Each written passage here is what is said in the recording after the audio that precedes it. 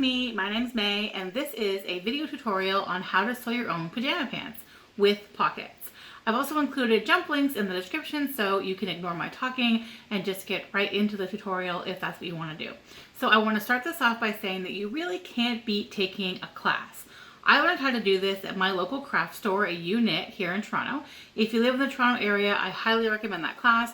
Melissa is the instructor. She's a talented seamstress and she's also a very patient and fun teacher. So I had a great time taking that class. Again, I highly recommend it. I will link their details in the description for you if you're local. Having said that, if you don't have access to a live class, hopefully this video will be the next best thing. So first, the rundown. We're going to do this without a pattern and instead use a pair of old pajama pants that you're willing to sacrifice to make a pattern. I have seen some videos where they just like fold the pajamas and trace over the fabric and cut them out so there's no front and back, you know. The issue with this is, as simple as that makes the process, your butt is bigger than your front. So if these pants are being made for anyone over the age of 10, they're not going to be very comfortable, which totally defeats the purpose of pajama pants in the first place. In this video tutorial, I've made pants for kids, and you'll see I did work with a front and a back. I did contrasting fabric for the pockets, but of course you can have them match if you would rather that. I'll just stop talking now and we can jump right into it here. The best way to go about making your own pattern is to deconstruct a pair of pants that's roughly the size you're looking for and keep the tag on the back side, because the back side is going to have more in the seat than the front side, obviously, because it has a seat to accommodate and the front does not. And that's kind of the downfall of just tracing on a pair of pants and trying to make a pattern from that, because the back side does need to be bigger than the front. So step one is to deconstruct a pair of pants so that you have a pattern to work from. You'll need 2 pieces of each side. So instead of cutting it out 4 times, I just leave the fabric folded. So I'll just cut along each of these once. If you're going to use the same one over and over again, then it makes sense to like cut it onto butcher paper or some other kind of sturdy paper and use that as your pattern. But if you're just doing it a couple of times, then this works. Now I have 2 front pieces and 2 back pieces, and it's time to pin them together. So you kind of don't really need to keep track. I mean, obviously the back piece has the bigger sort of seat part than the front piece does. But all you need to do now is pin 1 back piece to 1 front piece. Well, both back pieces to both front pieces, one at a time, right sides facing. You pin from the hem, like the ankle, to the crotch on this side. Leave this part unpinned and then pin down the other side of the leg. You can pin all the way down the other side of the leg and just not make pockets. If you want to add pockets, now's the time to think about pockets. I hesitate to even include pockets in this video because I'm not awesome at doing it. There are 2 ways to do it. The way that I was shown in class, which I promptly forgot, so I'm not going to show you how to do that. Or this way, where you kind of make the pocket first and then attach it. Pocket is pieced together right side to right side as well, of course. And then you just do that to the second pocket and your second stack of fronts and backs. So ankle to inseam, like ankle to crotch on the inside, and then ankle to where you want your pocket to start on the outside. With the legs done, I'm just going to sew 3 sides of the pocket. When you're attaching the pocket, be mindful of the direction you're putting your pocket in. Like if you want the scoop side to be on the bottom, then make sure you put that there. If you want like more room on the bottom, which I think I'm gonna do, then like be mindful of how you're arranging your pocket, because this is the waistband, you know, so like just be mindful of how you want that. Like, these pockets are properly called side seam pockets because they're along the side seam, obviously, but you know, there's no raw edge, like you can't see any finishing or anything, like it's all done, you know what I mean, like it works, okay?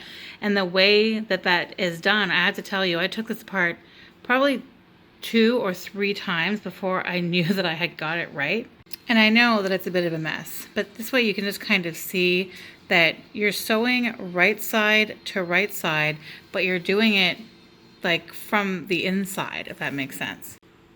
I found that it helps quite a bit if you iron this edge down. I do find that sewing is a lot of ironing. So what you want to do is, this is your pant leg. You've sewn up the side to where the pocket will be. And then you sew in your pocket, and then you flip over the hem a little bit. And then you want to fit your pocket into the side seam where you want your pocket to be. And then you're going to sew right side to right side this way. And it's helpful to take this piece off, you know, this guy that comes off, so that you can go around like that. And as you're lining it up here, know that it won't be perfect, because once you've got your pocket in there, then we can go and kind of close it up a little bit more on the bottom end and a little on the top end too. So the pocket hole will actually be a little bit smaller. These pockets are generous.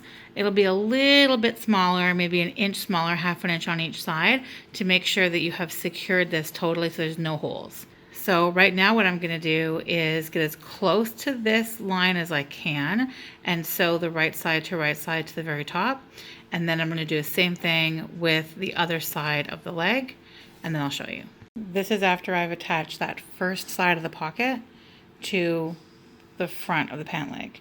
Now I'm going to fold this over and attach the back side of the pocket to the back side of the pant leg. Pocket looks pretty good on both sides, here and here.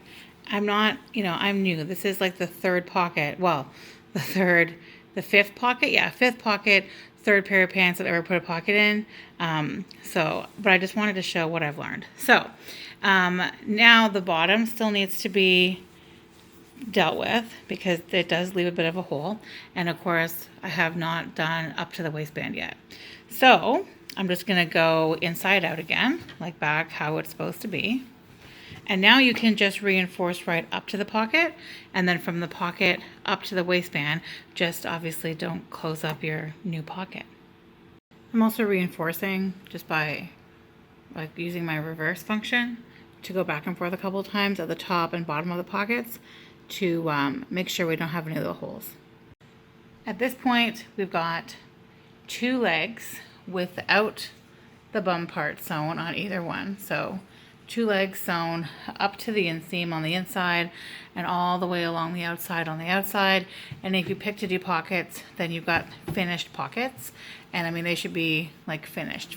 So when you look at them from the outside, you've got, you know, your proper pocket hole and your cute little peekaboo different. I mean, obviously you can use the same kind of fabric. I just love the like idea of the whole peekaboo different kind of fabric on the inside. Anyway, so two legs.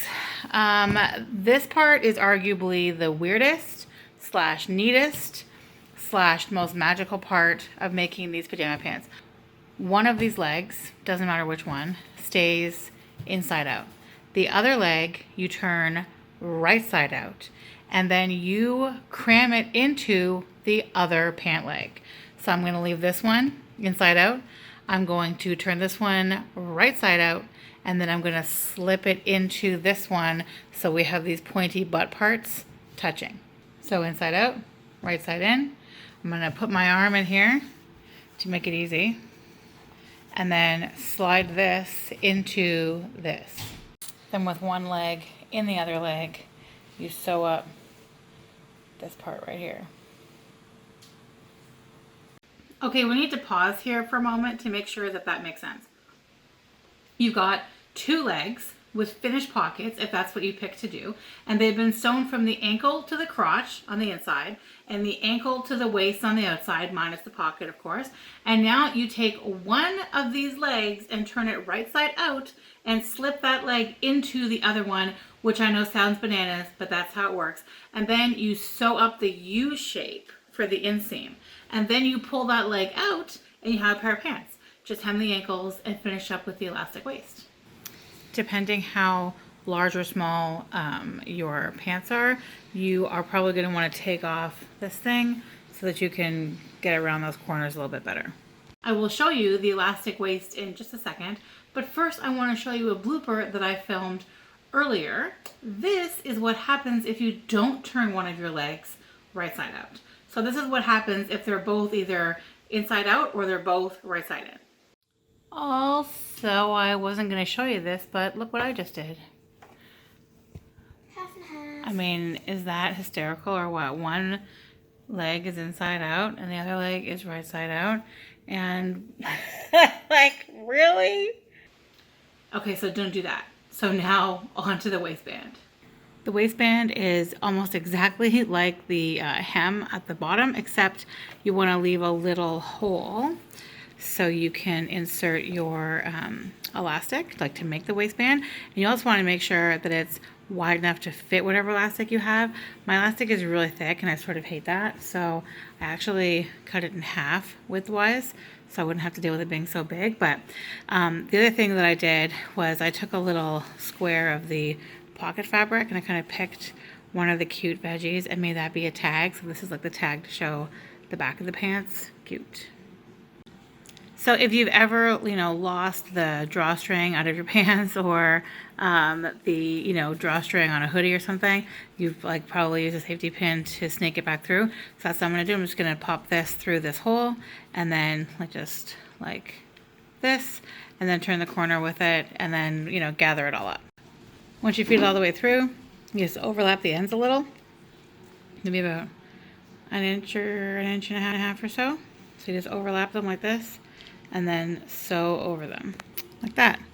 Then you kind of suck it back in and rearrange your waistband to make that look nice. Then you just sew up the spot that you fed the elastic through. And they're done. I feel like once you get used to it, they can be done really quickly.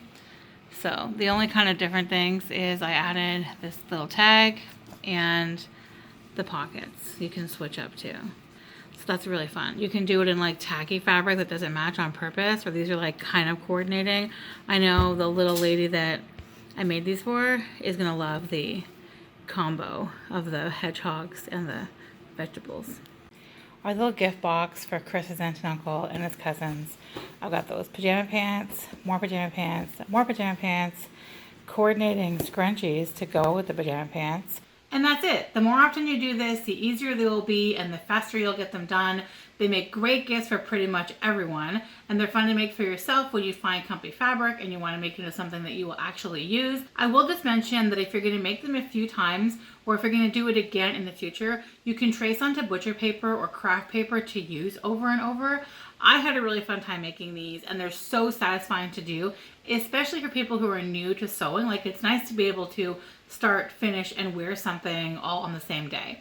If you tried out this tutorial, I would love to see how it worked out for you, so feel free to comment about it here on this video, or if you post your finished project over on Instagram, please tag me so I can see it.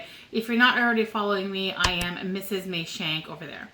As always, thank you so much for watching. If you like this video, give it a thumbs up to show some support. And if you're new here and you like these casual tutorials and vlogs, subscribe to my channel for new videos and hit the bell so you don't miss any.